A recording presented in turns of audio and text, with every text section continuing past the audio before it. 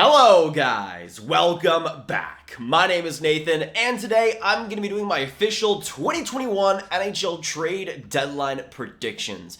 Now, although this season isn't likely to be the craziest trade deadline in the world, I still think there'll be some fantastic players that will end up being moved. But who do I see being the major players that'll be traded at this year's deadline? Which teams do I see being the most active this year? And what trades could we possibly see on trade deadline day this season? Watch till the end for all of the mock trades and all of the predictions, and hit that subscribe button if you're new. Only 65% of the people that are watching the videos are actually subscribed, and we make almost daily hockey content on this channel, so every bit helps. And if you like hockey, which I think you do, we'd love to have you in the Graviteh. Now we're going to start out today with arguably the biggest fish in the market right now in Kyle Palmieri of the New Jersey Devils. And to me, there's really only two major teams that I think are really going to go after Kyle Palmieri. The first one is the New York Islanders, and I'll say the second one is the Boston Bruins. Both of them are in the East, and obviously New Jersey is in the East, and I think that will be a tough sell still for New Jersey to give up a cornerstone guy they've had for a long time to another East team. But those are really the only two teams that, one, I think would have the cap space for him, and two, that I think would really actually have a fit for him in the top six, especially when it comes to main contending teams. And I think Kyle Palmieri fits wonderfully on both. But in the end, even though I think it will be a big bidding war, I think this will be a one that goes right to the very end of this trade deadline on deadline day in the final few minutes. But Kyle Palmieri, in my opinion, will be traded to the New York Islanders. With Anders Lee being out for the season, I think Kyle Palmieri is just a perfect fit to replace that role in the power play, replace that leadership role. Obviously, not all of it's going to be replaced, but I think Kyle Palmieri has a lot to offer for the Islanders on that top six when it comes to the grinding of play and the physical tenacity that he has. I think he will show that, and even though he hasn't had the greatest year, it has been a down year for him offensively, he's been on the New Jersey Devils. It's obvious he's a little bit checked out, and going to a team like the Boston Bruins has been hot as of late as a contending team, I think would rejuvenate him quite a bit. Now, when it comes to the actual trade itself, in order to make this work, I think Kyle Palmieri will have to have 50% retained on his salary, but to the New Jersey Devils, in exchange for Kyle Palmieri, they will end up receiving forward prospect Kiefer Bellows, Leo Komarov, and a 2021 first-round pick. Now, Komarov is a big one since he has this year and next at $3 million, and that's a contract that I think the Islanders will definitely want to get rid of, and I think they're able to get Kiefer Bellows pretty easily in that deal and get a first-round pick on top of that. But again, with the cap that New Jersey's bringing in, I think they will get that first-round pick on top of it to make that deal settle. But I think that's a pretty even trade on both sides. New Jersey gets a couple of really solid young prospects in Kiefer Bellows in that first-round pick. They're able to bring in some cap space, and Boston's able to get one of the best available players on the market, add them to their top six, and make them still very, very scary. But now moving on to, I guess, the second biggest fish in the trade deadline sea, we're now going to move on to Buffalo Sabres winger Taylor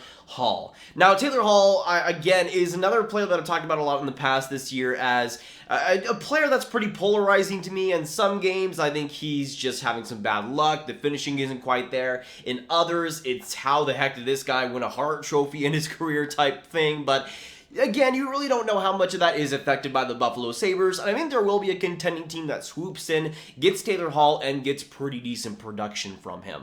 Now, we talked about the Boston Bruins being involved in Kyle Palmieri, and I think they will end up trading for Taylor Hall. Now, when it comes to the trade itself, Taylor Hall will pretty much have to be 50% retained. He makes $8 million for the Buffalo Sabres, which will put him at $4 million for the Boston Bruins. In exchange, though, the Buffalo Sabres will get forward prospect Jacob Luco and a 2021 third-round pick. I really don't see Taylor Hall getting a first at this point, even if it's like number 31. I don't see that being the case of this year's trade deadline, but you get a pretty great prospect in Luco, who's been great in the AHL these past couple of years, and you get a third-round pick, which for Buffalo is just more surplus on top of it. But I think Taylor Hall can be pretty good for the Boston Bruins. He just adds some more speed, some more skill on that middle six, and I think they're a little bit dry when it comes to speedy wingers right now on the club. I think they could definitely use some more of that, and I think once Hall's finishing kind of turns around and he gets some more luck on his shots, I think he will do some pretty good will have some pretty good numbers for the Boston Bruins. I don't know when he'll actually be like come playoff time, but that's still a player who I think does provide some value, and again, it's not too much to give up, especially if it's not a first round pick.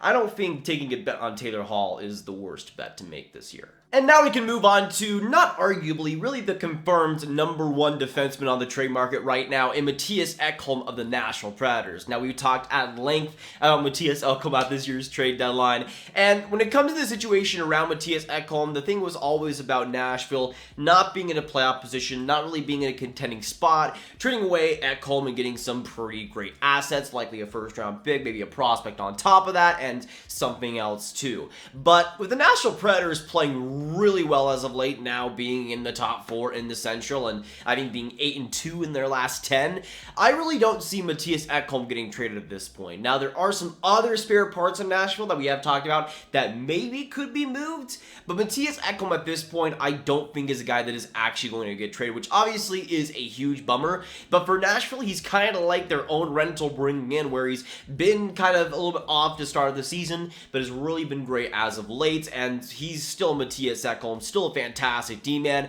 I think he will stay with Nashville and will stay there at least this season. Maybe he gets traded in the offseason, but I think he's here to stay for the Preds. But enough of those boring players that are staying gross. We can now move on to Jonathan Bernier of the Detroit Red Wings, one of, if not the best goaltender on the market right now, that as a starter could potentially fill some roles for a couple of playoff teams. Now, I've talked about Bernier to this specific team a lot, and I still think it makes way too much sense. They're right now outside of a playoff spot and have been majorly disappointed in the last month or two. We're now going to move on to the St. Louis Blues and a Jonathan Bernier trade. Now, I think there's a lot of possibilities with this one. Now, I'm not going to go too crazy with it. When it comes to the trade itself, Jonathan Bernier will go to the St. Louis Blues, 50% retained. In exchange for the Detroit Red Wings, it'll be a 1-for-1 deal, and going to the other side will be defenseman Vince Dunn. I think this kind of checks the boxes for both teams involved. Detroit gets a great, solid young defenseman who offensively has been good this year. Defensively, has taken some major steps back, but I still think it'd be a really solid top 4 D-man.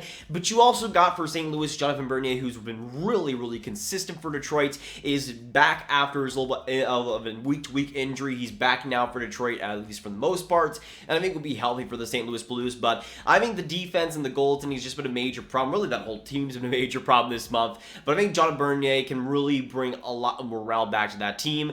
But, I mean, when it comes to the goaltending, Ville Husso is not it. Binnington has barely been it so far this year, but Bernier can come in from a terrible Detroit Red Wings defense and still put up good numbers. I think he can do the same for the St. Louis Blues and could maybe even be their starter when the playoffs roll around. But sadly, we need to move on to another player that will not get traded. This time, we're going to move on to the Anaheim Ducks and winger Rickard Rakell. Now, this isn't really because the Ducks are playing amazingly. They're still not that great. But when it comes to Rickard Rakell, about a week ago, he sustained a head injury, and we haven't really seen any updates since. And head injuries are obviously pretty scary. But Rickard Rakell was one of those players that could have been traded at this year's deadline, but a lot of the asking price seemed around the league to just be too much from the Anaheim Ducks. So even if he was healthy, a trade might not even happen this trade deadline. And obviously on top of that, with the injury he's had, I think a trade is pretty unlikely at this point. We can now move on to the second best defenseman on the market, or I guess first if you discount Mattias Ekholm in the race.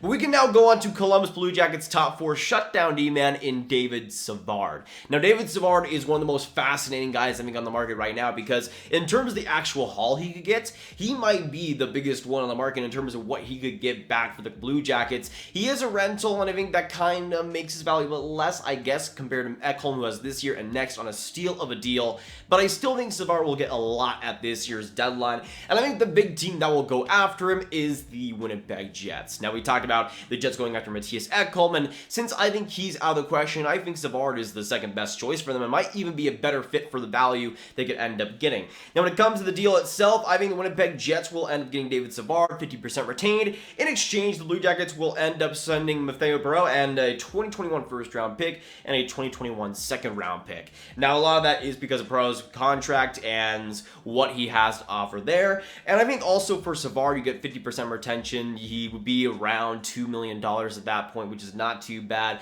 And I think Winnipeg giving up a first and a second is not too big of a deal this year. When it comes to Winnipeg's position, they have flirted with first place place in the North Division. That's a team, though, that is playing great compared to where I expected them to play, and they might not have that many years ahead of them in terms of the core players like Blake Wheeler and Paul Stastny and Hellebuck and Scheifele playing up to the level they have. And I think Winnipeg, if they're going to go for it, it might as well be this year. You add a top 4 D-man and Savard who can shut things down. I think that's exactly what Winnipeg needs in terms of leadership and shutdown ability, and I think adding that to their top 4 D really makes that team scarier in terms of their overall game and could make them the playoff favorites in the playoffs for the North Division. And I think also, especially with teams like Toronto and Edmonton continuing to play fantastic, that I think Winnipeg might be pressured to make a big move like that.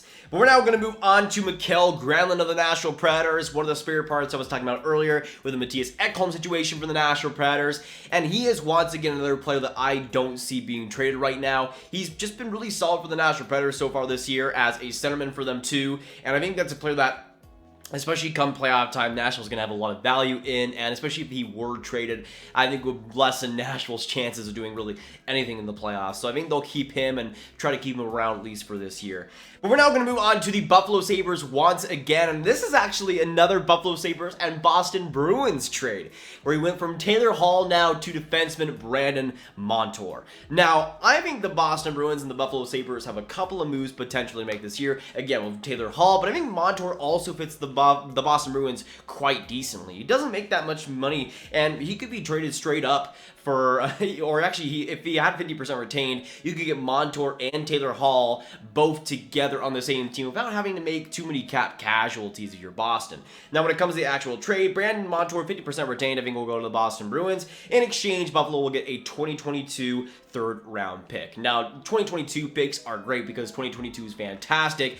Now, when it compares to what Buffalo had to give up for Montour, that first-round pick and Brendan Cooley, not the greatest in the world, but I think for the Buffalo Sabres to get a third-round pick from Montour at this point, I think is pretty great. He has been terrible on Buffalo. He wasn't insanely good on Anaheim before that, but I think as like a bottom pairing, kind of offensive role skating defenseman for Boston at least, I don't think it's the worst thing in the world. And as a third-round pick, it's a toss-up, it's a dice roll, and you just see what you get. Now, going on to the last player I'm going to mention here today, and a guy that I really don't see being talked about too much in terms of the rental market that could get quite a bit. We're now going to go to the LA Kings in top 6 forward in Alex Iafallo. Now, Alex Iafallo to me has been one of my favorite players to watch in the Kings these past couple of years, has really come into his own as a top 6 good power play speed forward, and I think there's a lot of teams out there contending-wise that would want to bring that in. He's 27 years old, right in his prime, makes just over $2 million in a pretty great contract for the value that he does bring, and I think there's a lot of teams that will want to get that on trade deadline day.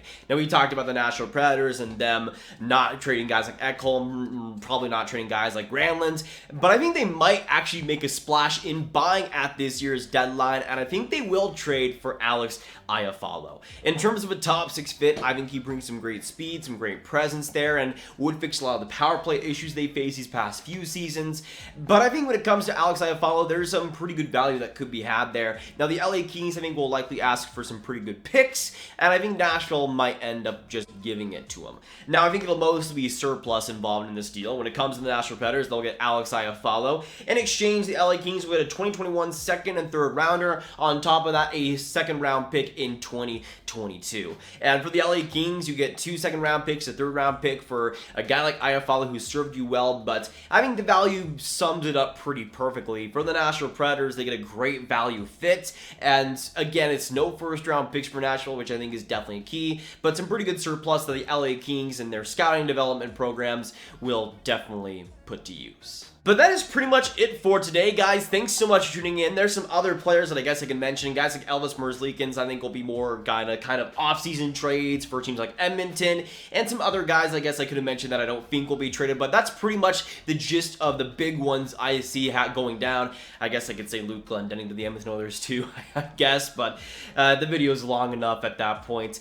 Thanks so much for watching, though. If you enjoyed, hit that like button, hit that subscribe button, and hit that notification bell if you haven't already. Comment down below your official predictions. Where do you see these guys going? Do you agree and disagree with my picks? And who do you see being the biggest trade and the biggest player this year's trade deadline to be moved? Let me know your thoughts. Make sure you share this video with your friends. Get the predictions out there, boys, and click on this card for all my predictions and picks videos right on one playlist. My name is Nathan. Thanks so much for watching, and I'll see you in the next video. or stream. Have a great day, everyone, and goodbye.